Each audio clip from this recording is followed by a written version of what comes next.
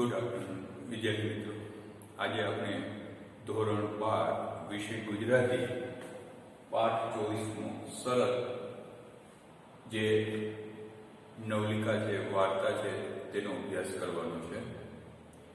આપણે એ વાર્તા વિશે જાણતા પહેલા સરળ એ સાહિત્ય પ્રકારની દ્રષ્ટિએ નવલિકા છે અને એનો અનુવાદ ડૉક્ટર રમેશ ઓઝાએ કરેલો છે.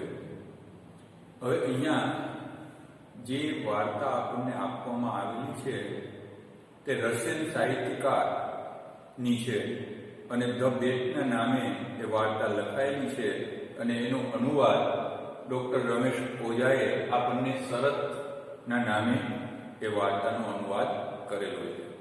તો એ જોતા પહેલા એમના લેખક જે એન્ટો ચોખોવ રશિયાના ખ્યાતનામ વાર્તાકાર અને નાટ્યકાર તરીકે જાણીતા છે. આમ તો પોકેટ વાર્તા તરીકે એ ખૂબ પ્રખ્યાત વિશ્વવિખ્યાત બનેલા છે. કારણ તો કે એમના ઓવરકોટની અંદર પોકેટ બુકની અંદર તો કે વાર્તાઓ લખાતી એ સમયમાં નાની પોકેટ બુક હોય અને ઓવરકોટનો મોટો કિસ્સો હોય એની અંદર એ રાખી શકાય એવી હતી અને જે સમય મળે ત્યારે વાંચી શકાય. તો એ પ્રખ્યાત વાર્તાકાર છે. વ્યવસાય તો કે ડોક્ટર હતા અને મોસ્કો સ્ટેટ મેડિકલ યુનિવર્સિટીમાં ડોક્ટરેટ ડિગ્રી એટલે કે ડોક્ટરની ડિગ્રી, તબીબીની ડિગ્રી એમણે પ્રાપ્ત કરેલી હતી અને એ સાથે સાથે એમણે સાહિત્ય સર્જન કરેલું છે. એમાં તો કે એમણે ઘણી બધી વાર્તાઓ, નવલિકાઓ લખેલી છે અને એ સાથે સાથે એમને વિશ્વવિખ્યાત નાટકો પણ લખેલા છે. ધ સિંગલ અને ધ એરિયર ઓર યાર્ડ એ એમના અંગ્રેજી નાટકો છે અને એમને જે વાર્તાઓ લખી છે એ આધુનિક વાર્તાકારનો જે પુષ્ટિન એવોર્ડ છે એ એમને પ્રાપ્ત થયેલો છે. આ બાબત થઈ એમના જીવન અને કવન વિશેની. કારણ તો કે વાર્તાને પ્રસિદ્ધ કરનાર વ્યક્તિ એન્ટો ચોખોવ છે. રશિયામાંથી એ વાર્તા પ્રસિદ્ધ થયેલી છે, વિશ્વવિખ્યાત એમની વાર્તાઓ રહેલી છે. એ બાબત અહીંયા કીધેલી છે અને એની સાથે સાથે એમણે જે કાર્ય કરેલું છે એ કાર્ય તો કે માનવના સંદર્ભમાં મુકાયેલું છે. અહીંયા માનવના સંદર્ભમાં એટલે કે જેને આપણે હૃદય કે અંતરાત્મા કહીએ છીએ એને પોતાનો સ્વભાવ છે. હવે અહીંયા પહેલા તો આ વાક્યને બરોબર આપણે સમજવું પડે. શું કીધું?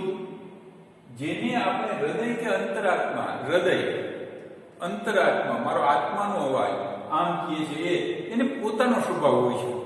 હવે પોતાનો સ્વભાવ એટલે આ બાબત હર કોઈ વ્યક્તિએ અનુભવેલી હોય. આપણે કોઈ સારું કામ કરતા હોઈએ કે કોઈ ખરાબ કામ કરતા હોઈએ, આપણને અંદરથી એક અવાજ ઉત્પન્ન થાય છે કે આ કરાય અને આ ન કરાય. એ શું છે? તો કે હૃદયનો કે અંતરાત્માનો અવાજ છે. પણ મનુષ્ય ક્યારેય એને લક્ષમાં લેતો નથી, ધ્યાનમાં લેતો નથી. એ તો પોતાનું મન જે કહે છે એ પ્રમાણે ચાલે છે. એટલે અહીંયા આગળ કહે છે કે મનુષ્યને જેમ જેમ જગતનો અનુભવ થાય છે તેમ તેમ ધન, સત્તા, કીર્તિ, વાસના, અહંકાર એને વળગતા જાય છે. હવે આપણે જગત સાથે જ્યારે જોડાઈએ છીએ ત્યારે જગતના વ્યવહારને અનુરૂપ આપણું વર્તન ઢાળીએ છીએ. એટલે આપણે હૃદયનો જે અંતરાત્માનો જે અવાજ છે એને ભૂલી જઈએ છીએ અને જગતના અનુભવને ધ્યાનમાં રાખીને આપણી પ્રાથમિક જરૂરિયાત શેની છે? એટલે ધન, સત્તા, કીર્તિ, વાસના અને અહંકારની છે અને એ આપણને વળગતા જાય છે. એટલે આપણે ક્યારેય અંતરાત્માના અવાજને ઓળખી શકતા નથી એમ કીધું છે. એટલે કે હૃદય એનો સ્વભાવ ગુમાવે છે. આપણે હૃદયના કે અંતરાત્માના અવાજને ક્યારેય પ્રાધાન્ય આપતા નથી. એટલે ધીમે ધીમે તો કે પોતાનો સ્વભાવ, પોતાની જે વાત છે એ ગુમાવી દે છે, કોઈને કહી શકાતું નથી. પણ ઉત્તમ સત્ય એ એવું ઔષધ્ય છે. હવે અહીંયા ઉત્તમ સત્ય જે આપણું હૃદય કહે છે, અંતરાત્મા કહે છે, એ જ સત્યો અને ઔષધ છે એમ લેખક અહીંયા આપણને કહેતા જોવા મળે છે. જેનાથી હૃદય કે અંતરાત્માનું આપણું સ્વાભાવિક તેજ આપણને પાછું મળે છે. એટલે કે આપણા હૃદયની અંદર જે સત્ય સમાયેલું છે એ સત્યને જ જો આપણે ઉજાગર કરીએ તો જ આપણું સ્વાભાવિક તેજ, આપણા અંદર રહેલું જે કંઈ પરમ તત્વ છે એ બહાર આવતું અથવા તો પાછું મળતું જોવા મળે છે. એમ લેખક આપણને અહીંયા આ વાર્તાના સંદર્ભમાં કહેતા જોવા મળે છે. અને એની સાથે સાથે એમને એ પણ વાત કરેલી છે કે મનુષ્ય જ્યારે પોતાના વ્યવહારની અંદર જોડાય છે ત્યારે તો કે પોતાના અંતરાત્માના અવાજને પ્રાધાન્ય ઓછું આપે છે અને બીજા સાથેના વ્યવહારમાં એની તુલના કરતા સમગ્ર વ્યવહાર, આચરણ આ બધું જ એનું જોડાઈ જાય છે. એટલે હૃદયનો અવાજ તો કે શૂન્ય બની જતો જોવા મળે છે. અહીંયા જે વાર્તા આપવામાં આવી છે એ એમની એક જાણીતી વાર્તા છે ગબ્બે. એનો અનુવાદ આપણને ડોક્ટર રમેશભાઈ ઓઝાએ કરી આપેલો છે. અને એમાં તો કે 20 લાખનું ઇનામ જેને મળવાનું છે એ યુવાન વકીલ 15 વર્ષ જેલમાં રહ્યા પછી પુસ્તકો, ગ્રંથોના સેવનથી અલૌકિક ભાવ જગતનો એ સ્વામી બને છે. એ લૌકિક ધન લાલસાને ઠોકરે મારે છે. હવે અહીંયા વાર્તાનો જે સંદર્ભ છે એ રજૂ કર્યો છે કે એક યુવાન વકીલ એક બેંક માલિક સાથેની શરતના કારણે 15 વર્ષની સ્વૈચ્છિક જેલ જન્મથી સ્વીકારે છે. અને એમાં તો કે એમણે શું કર્યું? પુસ્તકો અને ગ્રંથો વાંચ્યા અને એ ગ્રંથોમાંથી એને શું પ્રાપ્ત કર્યું એવી વસ્તુ કે એમણે એ 20 લાખના ઇનામને પણ ઠોકર મારે છે. એ બાબત તો કે આ વાર્તાના કેન્દ્ર સ્થાને રહેલી છે. કારણ કે જે અલૌકિક જગત છે, જે આપણને દ્રષ્ટિમાં આવતું નથી એવું લૌકિક જગતમાં તો આપણે જે વ્યવહારો છે, આપણે જે કંઈ જોઈએ છીએ એ બધું, પણ જે જોઈ શકાતું નથી એવું અલૌકિક જગત તો કે આ પુસ્તકોના વાંચનથી અને ગ્રંથોના વાંચનથી એ સમજી શક્યો છે. એ બાબત અહીંયા કીધેલી છે.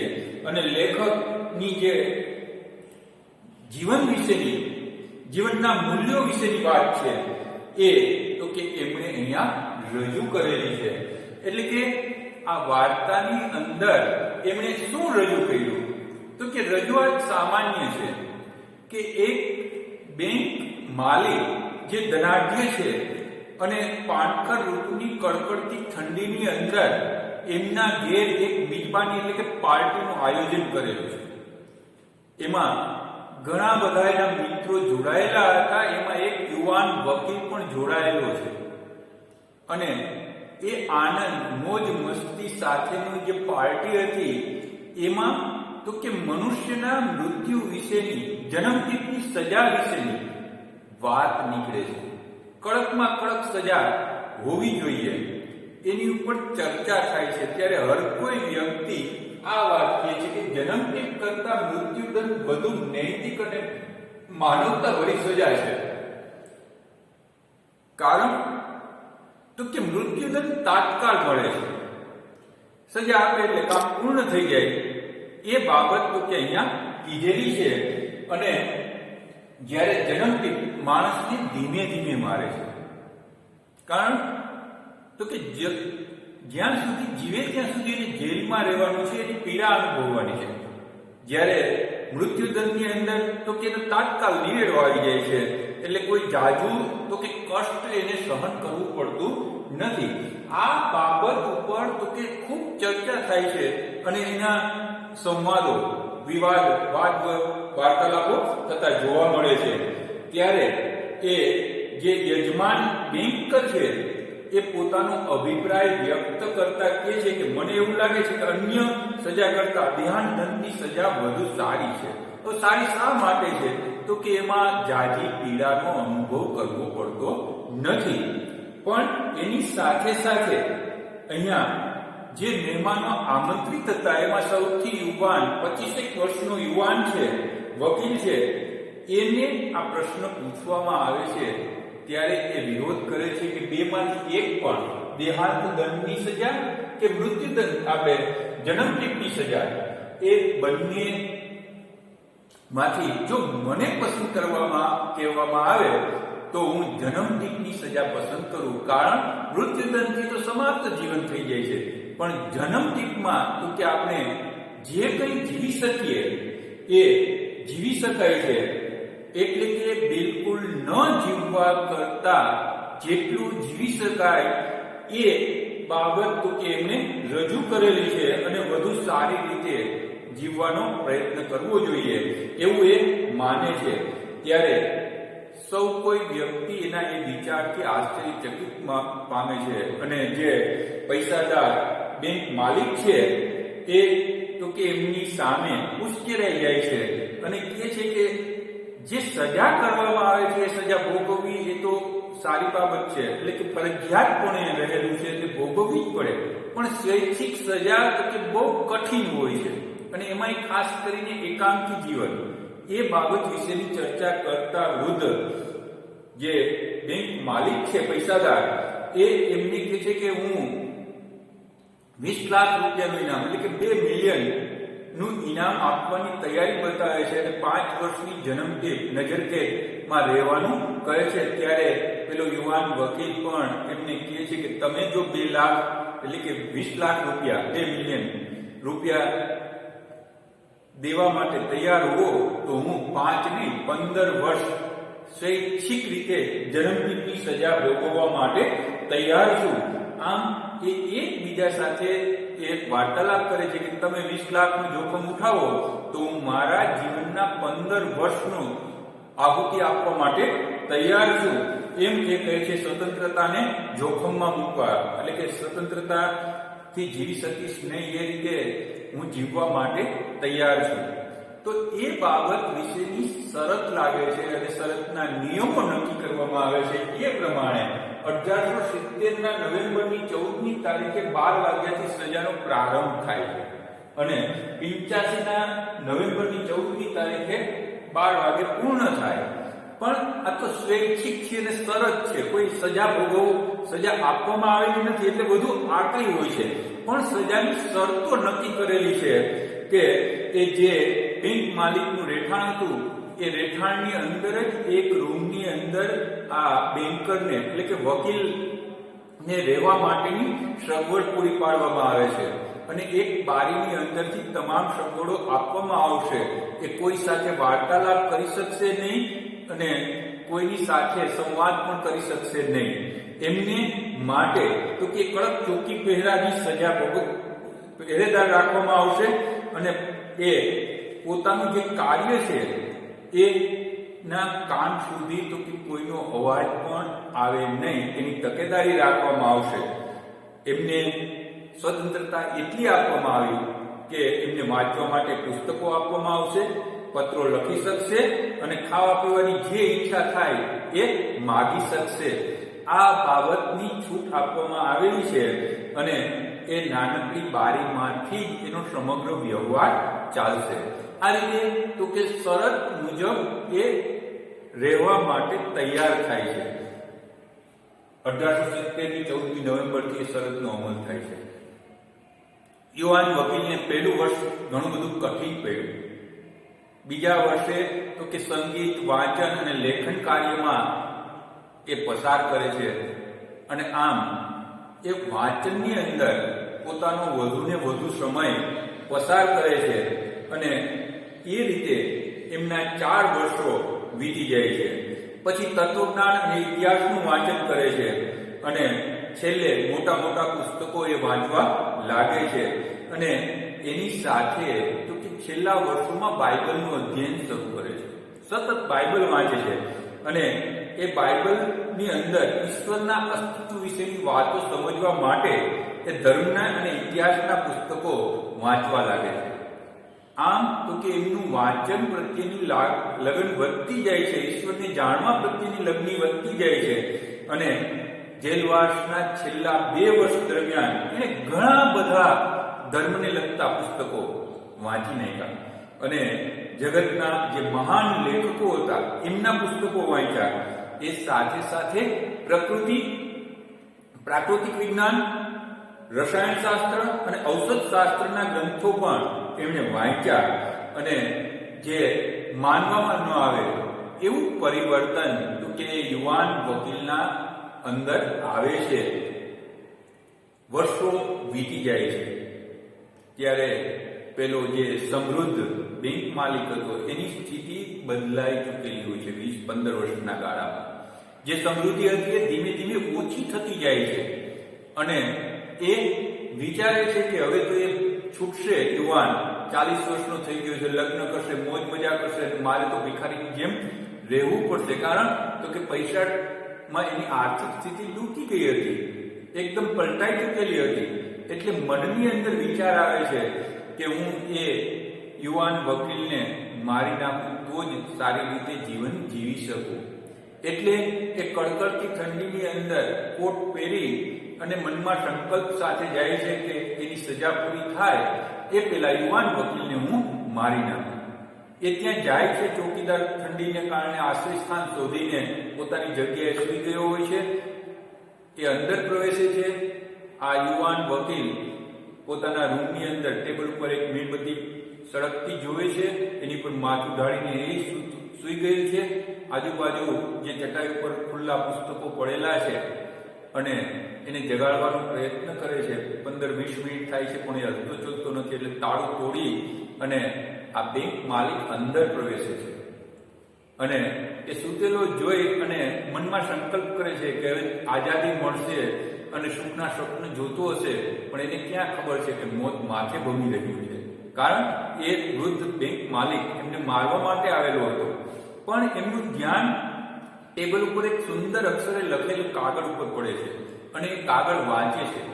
એ કાગળની અંદર તો કે પેલા બેંક યુવાન વકીલે પોતાના જીવનની અંદર જે પરિવર્તન આવેલું હતું એ પરિવર્તનની વાત એમને કરેલી છે અને કહે છે એ પ્રમાણે આપણે જોઈએ તો એમાં એમણે શું કીધેલું છે કે આવતીકાલે 12 વાગે મારી સ્વતંત્રતા પાછી આવશે અને અન્ય લોકો સાથે હળવા મળવાનો અધિકાર મળશે. પરંતુ આ ઓરડો છોડીને બહાર સૂર્યપ્રકાશ જો તે પહેલા મારે તમને કંઈક કહેવું છે. પૂરેપૂરી સમજદારીપૂર્વક કંઈક કહેવું છે. તમને જણાવવા માંગુ છું કે તમે લોકો જેને જગતની સારી ચીજો ગણો છો એમાંથી એક પણ ચીજ મારે જોઈતી નથી. અર્થાત એ બધું હું તજી દઉં છું, ત્યાગ કરી દઉં છું. કારણ મૃત્યુ એ બધાનો નાશ કરે છે. મૃત્યુ સાથે બધું જ સમાપ્ત થઈ જાય છે. એ મને બરોબર સમજાઈ ગયું છે એમ લખે છે. અને એની સાથે સાથે તો કે આ 15 વર્ષ મેં પાર્થિવ જીવનનો અભ્યાસ કર્યો છે અને એ અભ્યાસની અંદર મેં શું પ્રાપ્ત કર્યું એની વાત કરતા એ કહે છે કે માણસને જોયો નથી, ભૂમિને જોઈ નથી, પણ પુસ્તકો દ્વારા મેં ગીતો ગાયા છે. હરિયાળા જંગલો, ખેતરો, નદીઓ, સરોવરો અને નગરો પણ જોયા છે. વળી મેં ચમત્કારો સર્જ્યા છે, ધર્મનો ઉપદેશ આપ્યો છે ને આખા સામ્રાજ્યો જીતી લીધા છે. આમ એ કહે છે. તો એ જે બાબત અહીંયા બેન્કર દ્વારા કહેવાયેલી છે એ એમના જીવનમાં પુસ્તકોનો જે ફાળો છે, ઈશ્વર પ્રત્યેની જે જાગૃતતા આવેલી છે એના કારણે આગળ કહે છે કે તમારા પુસ્તકોએ મને શાણપણ એટલે સમજદારી આપી છે, સમજદાર બનાવ્યો છે અને તમારા મોટા ભાગના માણસો કરતા હું વધુ સમજદાર બન્યો છું. એમ અહીંયા પેલો વકીલ એમને કહેતો જોવા મળે છે. તમે બધાએ તમારી સમજ શક્તિની ગુમાવી છે અને અવળો માર્ગ પસંદ કર્યો છે. તમે અસત્યને સત્ય માની લીધેલું છે. જે અસત્ય છે, જે નાશવંત છે એને જ તમે સત્ય માની લીધેલું છે એમ એ કહે છે. અને એ સાથે સાથે કહે છે કે હું 5 કલાક આ મારી સજા પૂર્ણ થશે પહેલા ભાગી છૂટીશ. મારે રકમ પર કોઈ અધિકાર નથી કે કંઈ જોઈતું નથી. ત્યારે પેલા બેંક વૃદ્ધ માલિકને પસ્તાવો થાય છે, એમના કપાળે ચુંબન કરે છે અને પોતાની જાત પર ધિક્કાર થાય છે અને એ ત્યાંથી પાછો નીકળી જાય છે. સવાર શું સમાચાર આવે એની વાટ જુએ છે. એ સમયે ચોકીદાર એમને કહે છે કે પેલો યુવાન વકીલ ભાગી છૂટ્યો છે, ત્યારે એને શાંતિ જણાય છે. અહીંયા વાર્તા પૂર્ણ થાય છે, પણ સમગ્ર હેતુ એ જ કીધેલો છે કે આપણે જેને સાચું માનીએ છીએ, વાસ્તવિક જગત અસત્ય છે એમ કીધેલું છે. આપણા હૃદયની અંદર, આપણા અંતરાત્માની અંદર જે પરમાત્મા વિશેની વાત રહેલી છે, પરમાત્માને ઓળખવાની વાત રહેલી છે, એ સમજાય જાય તો જગતની કોઈ જરૂર જણાતી નથી એમ આ યુવાન વકીલ દ્વારા કહેવામાં આવેલું છે. કારણ જે બહાર નીકળ્યો નથી, છતાં ગીતો ગાયા છે, નદીઓ પર્વતો અને એ બધું જ પ્રાપ્ત કર્યું છે અને સામ્રાજ્ય જીતી લીધા છે. એનો મતલબ શું? તો કે એને ઈશ્વરને પ્રાપ્ત કર્યો છે એમ આપણે કહી શકીએ. આ રીતે આ વાર્તાને આપણે સંક્ષિપ્તમાં જોઈ છે. આ વાર્તાને બરોબર વાંચી જજો. એમના સ્વાધ્યાયના પ્રશ્નો તૈયાર કરવાના છે, વ્યાકરણ તૈયાર કરવાનું છે અને આપણે નોટબુકમાં લખીએ છીએ એ ઉતારી લેવાનું છે. અસ્તુ.